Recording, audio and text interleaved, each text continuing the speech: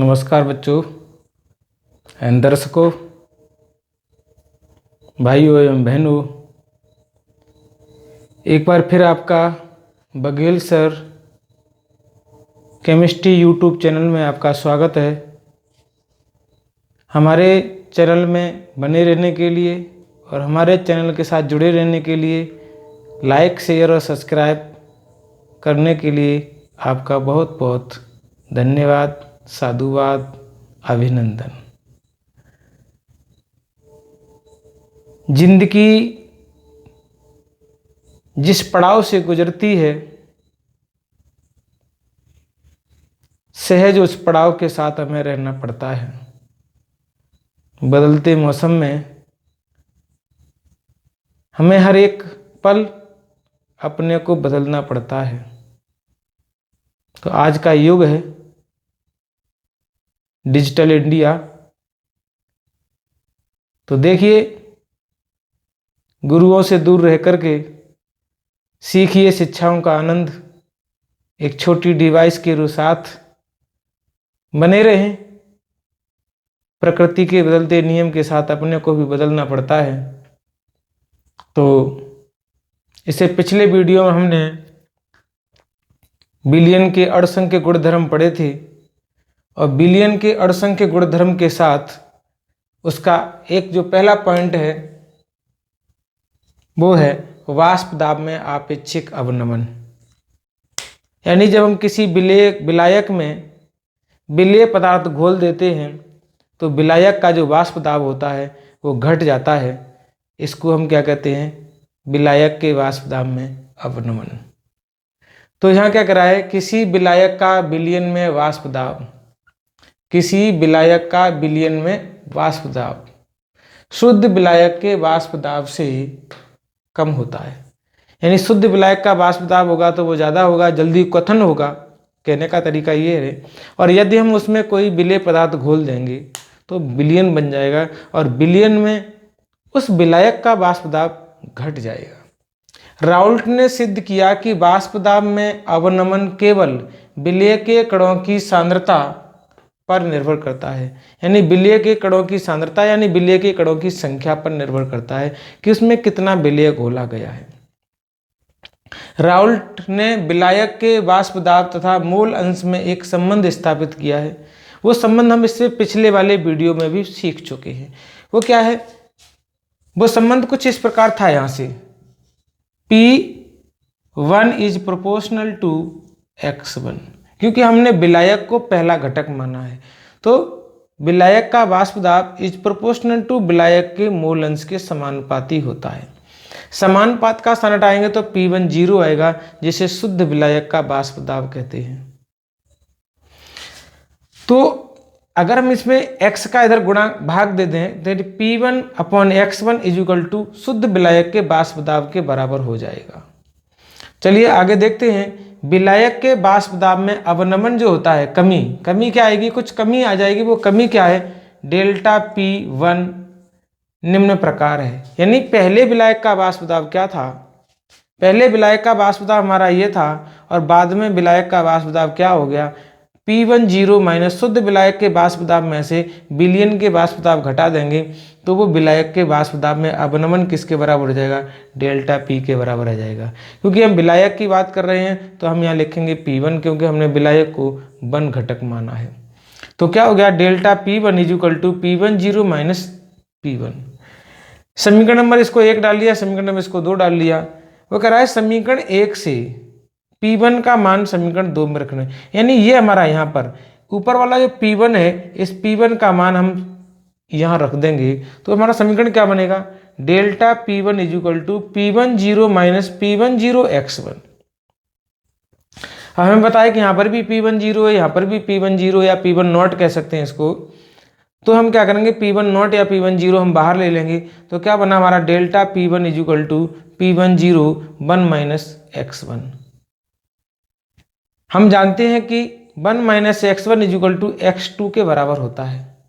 1 minus X1 is equal to किसके होता है? X2 के बराबर होता है। तो क्या हो गया? क्यों? कहाँ से? क्योंकि जहाँ हमने मोल अंश पढ़े थे वहाँ हमने पढ़ा था X1 plus X2 is equal to 1। तो 1 माइनस x1 किरे के बराबर हो गया x2 के बराबर होगा। x2 जो है वो विलेय के मोल है। तो हुई ना बात सभी कि जो संबंध है वो विलेय के मोल के साथ सापेक्ष में दिखाई देगा। आगे क्या आ गया, delta P1 equal to P1 x2, और x2 क्या है, x2 बराबर हो गए विलेय के मूल अंश, विलेय के मूल अंश हो गए।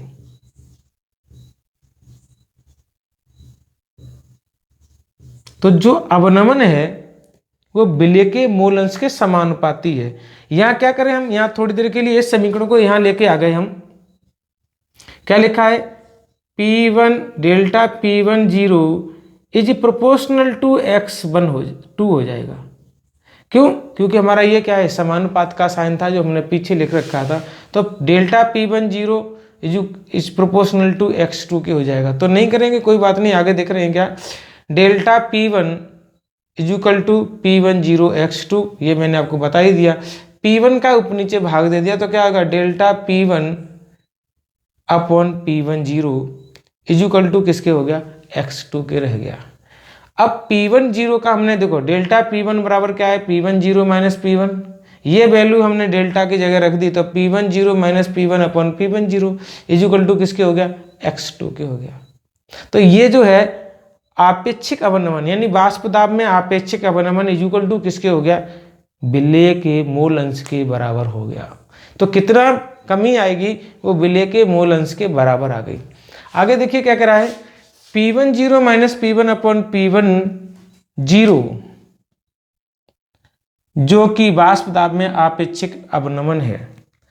हमने आपके मूल अंश वाले समीकरण में पढ़ा था, मूल अंश वाले टॉपिक में पढ़ा था कि x2 बराबर होता है n2 upon n1 plus n2।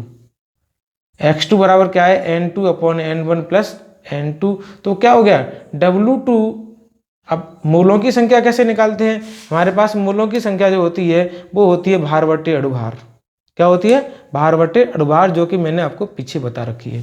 तो हमने क्या रख दिया, W2 upon M2 upon W1 upon M1 plus W2 upon M2। ये मूल अंश वाले टॉपिक में बात थी। तो P1 zero minus P1 upon P1 zero equal to क्या होगा, W2 M2 upon W1 M1 plus W2 upon M2 के बराबर हो गया। तनु विलयन के लिए, तनु विलयन में क्या होता है कि जो विलेय के कण होते हैं वो विलायक की तुलना में ना के बराबर होते हैं। तो नीचे वाले की हम क्या करेंगे, निगलेक्ट कर देंगे, यानी n2 is very very less than to n1। तो ये वाला मान हमारा जो है वो ये वाला मान हट जाएगा, ना के बराबर हो जाएगा। तो हम क्या लिखेंगे, P1 zero minus P1 upon P1 zero equal to W2 upon M2 बट्टे W1 अपॉन M1। ये नीचे आ जाएगा तो क्या होगा, P1 zero minus P1 upon P1 zero equal to W2 upon M2 into W1, क्योंकि ये W2 जो M2 जो था वो ऊपर था, नीचे था, तो नीचे से कहाँ चला गया, हमारा ऊपर चला गया। तो सूत्र क्या बन गया, P1 zero minus P1 upon P1 zero equal to W2 upon M2 into M2 upon W1। यहाँ क्या है, ये जो है वो विलेय का भार है, ये विलेय का अणुभार है, ये विलायक का भार है और ये विलायक का अणुभार है। तो हम किसी के भी मूलर द्रव्यमान, विलेय या विलायक के मूलर द्रव्यमान यहाँ से निकाल सकते हैं। W1 W2 तथा M1 M2 विलायक और विलेय की मात्रा एवं मूलर द्रव्यमान है। तो यहाँ से हम क्या करेंगे, विलेय के मूलर द्रव्यमान या विलायक के मूलर द्रव्यमान ज्ञात कर सकते हैं। जहाँ P1 जीरो जो है वो शुद्ध विलायक का वाष्प दाब है, P1 जो है वो विलयन में विलायक का वाष्प दाब है और P1 जीरो वही शुद्ध विलायक का वाष्प दाब है। तो इस तरीके से हमने आज इस टॉपिक के अंदर केवल एक विलायक के वाष्प दाब में आपेक्षिक अवनमन से अणुभार मूलर द्रव्यमान ज्ञात करना सीख लिया। अवनमन हमारा ये निकल के आ गया और इससे हमने क्या किया, मूलर द्रव्यमान ज्ञात करना सीख लिया। तो मूलर द्रव्यमान हमारा ज्ञात करेंगे इस सूत्र से। तब तक इस वीडियो को देखते रहें और बने रहें हमारे YouTube चैनल के साथ। अगले वीडियो के लिए हमें दें विदा।